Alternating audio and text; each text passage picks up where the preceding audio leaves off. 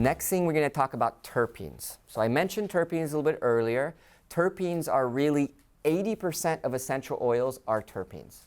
So the effect of any aromatherapy blend, if you guys have used that, it's the terpene molecules creating the effect. They are pharmacologically active, right? You know, in our company, in our lab, we explore terpenes all the time. That's how you personalize a prescription, actually.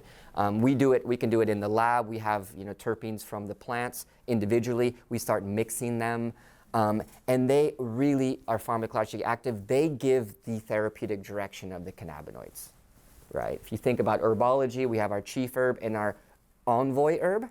These are the envoys, right? And they're very powerful. They're very airy. You know, also you can talk about they connect to the emotional and spiritual levels, right? People use aromatherapy a lot for that in the body. So there's one of them, which is beta-caryophyllene. This is the only terpene they found that actually binds with the endocannabinoid receptors. It binds with CB2 receptor.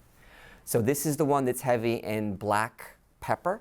So in clove, you know, essential oils like black pine have them in them. So a lot of essential oils, you're going to find this terpene. So it's directly binding the CB2 receptors in the body. It's the only one that actually does this. It's also found in hops and rosemary. It's known through the research to reduce pain and inflammation. It also works with inflammation in the colon and in the brain. So they've had some really good success with Alzheimer's with this terpene. So that's the one that actually binds. Another one is Mersin. These three are really found heavily in cannabis.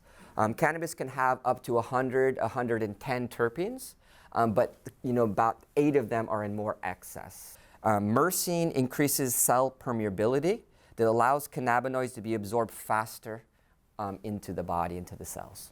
That's what Mersin does. Mersin's a yin terpene.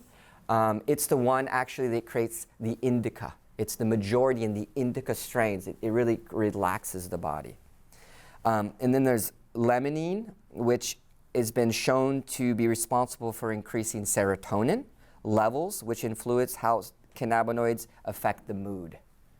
Right, so these are just looking at 3. Well, there's another, you know, let's say 100 in the plant.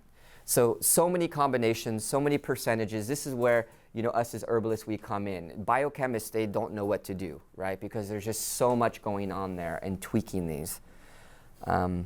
So that's how they affect these 3 in particular. They're the 3 main ones we find. So we're going a little more depth in those.